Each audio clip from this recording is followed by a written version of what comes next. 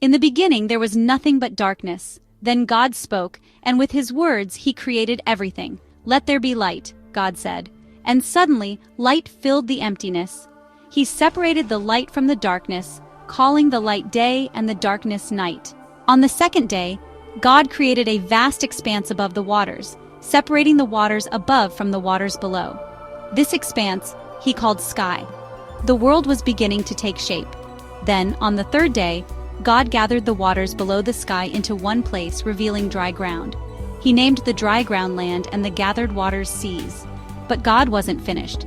He looked upon the bare land and declared, "Let the land produce vegetation, plants yielding seeds and trees bearing fruit." And so it was. The world was bursting with life, a beautiful symphony of colors and textures. The first 3 days of creation were complete, a testament to God's awesome power.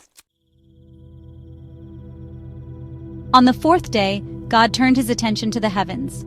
"Let there be lights in the expanse of the sky," he commanded, "to separate the day from the night, and let them serve as signs to mark seasons and days and years." And there they were, the sun to rule the day, the moon to govern the night, and countless stars to adorn the heavens. The fifth day brought forth a flurry of activity in the waters and the skies. God said, "Let the waters teem with living creatures, and let birds fly above the earth across the expanse of the sky." Huge whales swam through the depths, while colorful fish darted through coral reefs. Above, birds soared through the air, their songs filling the air. On the sixth day, God created the animals to inhabit the land. He said, "Let the land produce living creatures according to their kinds, livestock, creatures that move along the ground, and wild animals, each according to its kind." The earth came alive with cattle grazing in the fields, lions prowling in the grasslands, and tiny insects buzzing amongst the flowers. Then God said, "Let us make man in our image, in our likeness, and let them rule over the fish of the sea and the birds of the air, over the livestock, over all the earth, and over all the creatures that move along the ground." God took dust from the ground and formed a man, breathing life into his nostrils. This was Adam, the first man, created in God's own image. But God saw that it was not good for man to be alone. So, while Adam slept, God took one of his ribs and from it formed a woman. When Adam awoke, he was overjoyed at the sight of the woman.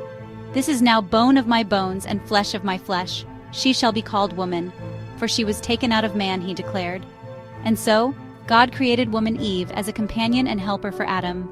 God blessed Adam and Eve, saying to them, "Be fruitful and increase in number, fill the earth and subdue it. Rule over the fish of the sea and the birds of the air, and over every living creature that moves on the ground." He gave them dominion over all living things and provided for their every need, placing them in a beautiful garden called Eden. The Garden of Eden was a paradise, overflowing with delicious fruits and flowing with rivers of water. In the middle of the garden stood two special trees, the tree of life and the tree of the knowledge of good and evil. God told Adam and Eve they could eat from any tree in the garden except for the tree of the knowledge of good and evil. "For when you eat of it, you will surely die," God warned. One day, as Eve was walking in the garden, a serpent approached her. "Did God really say, 'You must not eat from any tree in the garden'?" he asked slyly. Eve replied, "We may eat fruit from the trees in the garden, but God did say, 'You must not eat fruit from the tree that is in the middle of the garden, and you must not touch it, or you will die.' The serpent tempted Eve, saying, 'You will not surely die, for God knows that when you eat of it your eyes will be opened, and you will be like God, knowing good and evil.'" Eve looked at the fruit. It looked so delicious and desirable. She took a bite and then gave some to Adam, who was with her, and he ate it too. As soon as Adam and Eve ate the fruit, their eyes were opened. They realized they were naked and felt ashamed. They sewed fig leaves together to cover themselves. When they heard the sound of God walking in the garden, they hid among the trees, afraid for the first time. God called out to Adam, "Where are you?" Adam confessed that he had hidden because he was naked. God asked, "Who told you that you were naked? Have you eaten from the tree that I commanded you not to eat from?" Adam blamed Eve, and Eve blamed the serpent. God was saddened by their disobedience. He cursed the serpent, saying, "Cursed are you above all livestock and all wild animals.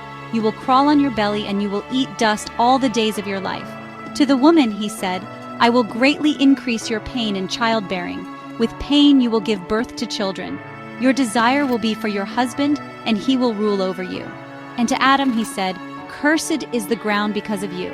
Through painful toil you will eat of it all the days of your life. It will produce thorns and thistles for you, and you will eat the plants of the field. By the sweat of your brow you will eat your food until you return to the ground, since from it you were taken. For dust you are, and to dust you will return." Because Adam and Eve had disobeyed God, they were banished from the Garden of Eden. Sin and death had entered the world, a consequence of their choice to disobey God's command.